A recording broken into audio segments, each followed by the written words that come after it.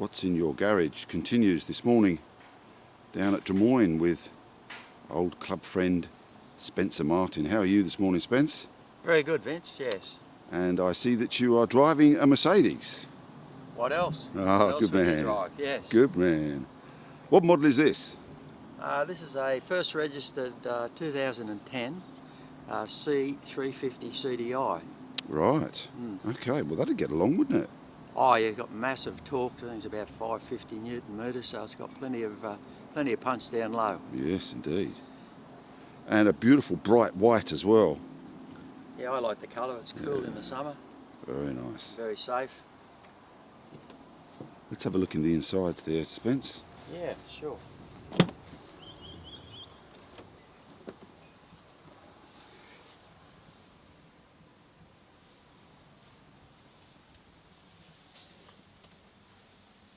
Wow, they do look comfortable. Very nice interior. Plenty of room in the back for some passengers. Nice dash with a gear stick on the left hand side.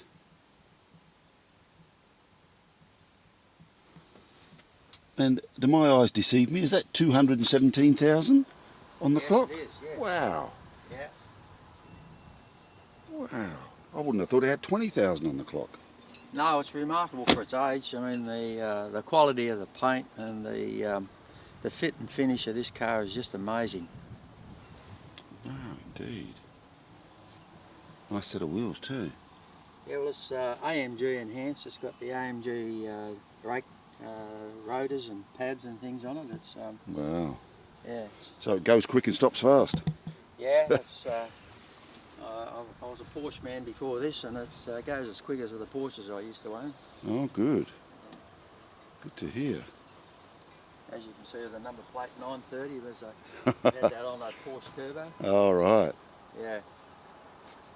That's a great car for 10 years old. Yeah. They just don't seem to age, do they? No, well, a lot of people think it's a current model. That's right. Yes. Dead right. Yeah, the C classes haven't changed that much over the years. It's just a little bit of frontal and. Well, you know, they got it right early on, so Yeah. they've carried on since. Yes. So beautiful. So tell me, Spence, you had quite an interesting racing career that started off back in the late 50s, early 60s, didn't it? Yeah, 1960 was my first race at New Blow at Orange. Oh, and yes. a little car I built myself. So you built a car in your backyard? Yeah, built it in Epping, in Dad's garage. We built this little car up and took it up to Orange, and that was our first race. Wow. So this is a car that you put on the back of a trailer, took up to the racetrack. Yes. And then, did you race that car as well as the car that towed the trailer up? On that occasion? Well, the story goes, and my friend Brian, he had a Zephyr, a Mark II Zephyr, and he dragged my race car up on the trailer. And when we got there, I raced my little race car, and Brian raced the Zephyr, complete with tow bar and all.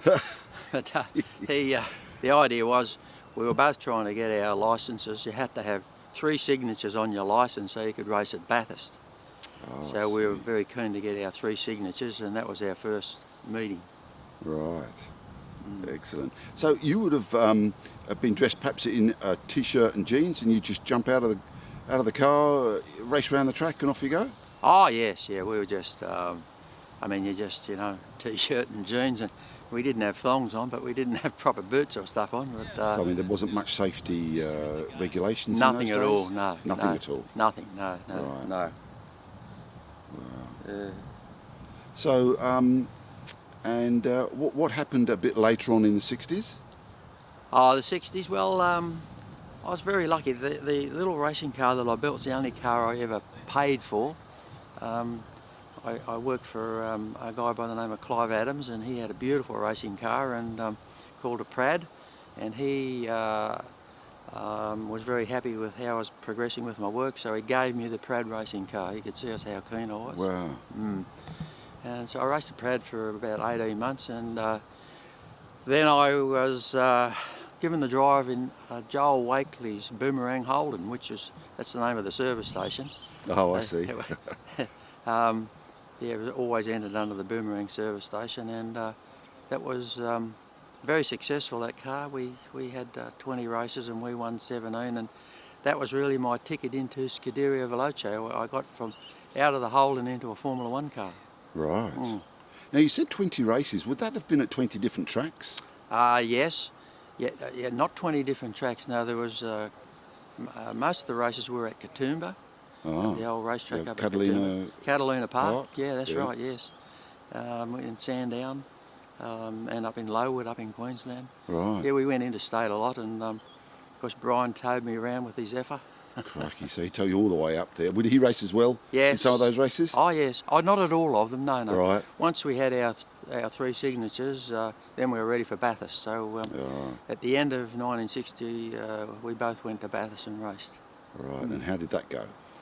Good. Yeah. I mean, the little car struggled up the hill because it was only a little 1000cc motor, but yeah, it was a good experience to get those sort of miles under your belt. Learning the rules and how to keep out of the fast car's way. Yeah. And then later in the decade, the Scuderia Veloce, as you say?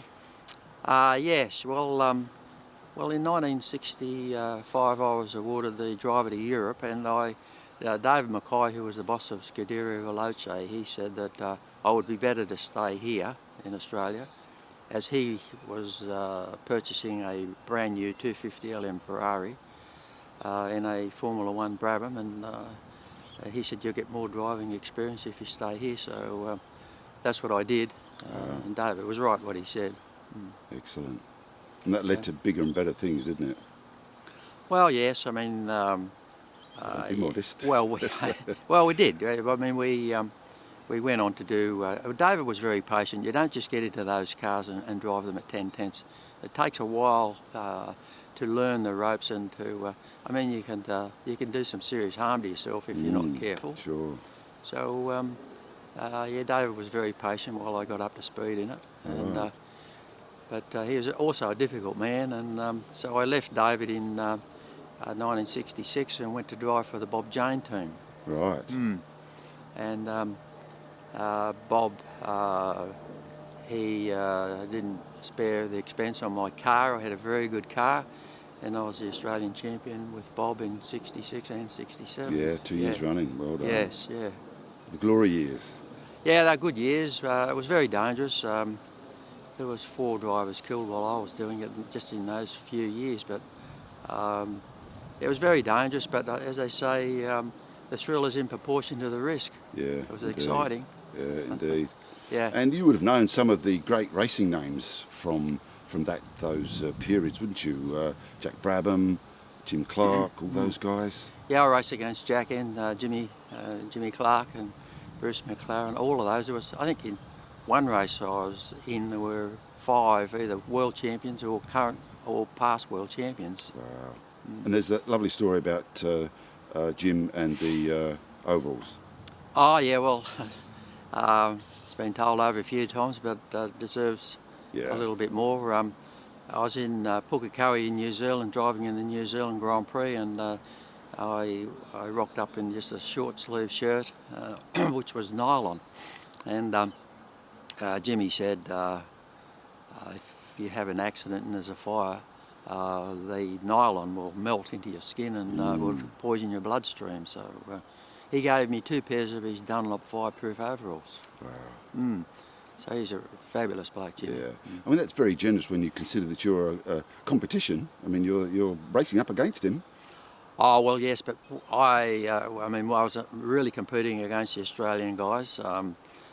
Jimmy and Jack and those guys, they had the latest equipment. Ours wasn't quite up to scratch, but you know, we could hang around them a little bit. Yeah. Yes, yeah, it was a good experience. Oh, I bet. Yeah. And so further down into the 70s, what was happening there? 70s, well, I had retired at the end of 67. I was getting married and I'd seen a few wives walk away, and I thought that, you know, that wasn't really fair. Also, I needed to get a real job. There was no money in it. Yeah. So that's what I did. I got myself into a trucking business and started to earn a few real dollars, and but I came out of retirement in '69 to drive the older Monaro, the one that was just auctioned last weekend. All right. Yes. And what about driving some of the classics overseas? Yes, well I spent nearly 10 years overseas driving Ferraris for mainly Ferraris and Alphas and Jaguars for Kerry Manolis. Right. And yes, Kerry supplied really good cars and auto restorations in New Zealand. They did all the preparation. Alan Wiley was the mechanic, and he used to come overseas with us, and yeah, we weren't there to come second. We won a few, so it was very successful. We were. There's some classic photos going around too, isn't there, of you in the LM and. Well, the LM, I drove that in its very first race, the 250 LM Ferrari you're referring to. Yeah. 1965 had the very first race at Sandown Park, that car. So that was a current car, that wasn't a classic car at that stage. Sure, yeah. But the Ferraris that Kerry had, they were 50s, mainly 50s and 60s. And yeah, we had a lot of fun overseas and a lot of success too. So you would have driven it on some of the more famous tracks throughout the world? Oh yes, yeah, I drove at, well, Silverstone, we went there quite a few times. Nürburgring, Magny-Cours in France. Yeah, Monte Carlo? Yeah, Monaco, we drove there. Yeah, we had the X-Mos C-Type Jaguar at Monaco. We went to Laguna 3 times, Laguna Seca. Yeah. And yeah, we had a lot of success around those tracks. Any of those tracks that you perhaps hated going to because they were particularly difficult or unpleasant to drive, or was it just part of the regime? Oh no, I mean you don't go to a track thinking it's very dangerous. I mean, if that's not the right mental attitude to go to a race, you've got to go there with a positive thought that you're not going to come second. Okay, I mean they say that Nürburgring perhaps is a very difficult course. Well, we used to race on the short circuit at the Nürburgring. Right. We weren't on the long track, but I won one of the very big races there, and a lot of great memories of racing in those cars overseas. Oh, terrific, terrific. Well, look, Spence, thank you so much for your time. It's really very good of you to give us a little potted history of your spectacular career. Yeah. And I'm very pleased to see that you are a member of the Mercedes-Benz Club, New South Wales, and that you're driving a Merc. Well, what else would you drive? Good on you. Thanks very much, Spence. Good, thanks, Vince. Cheers. Right, okay.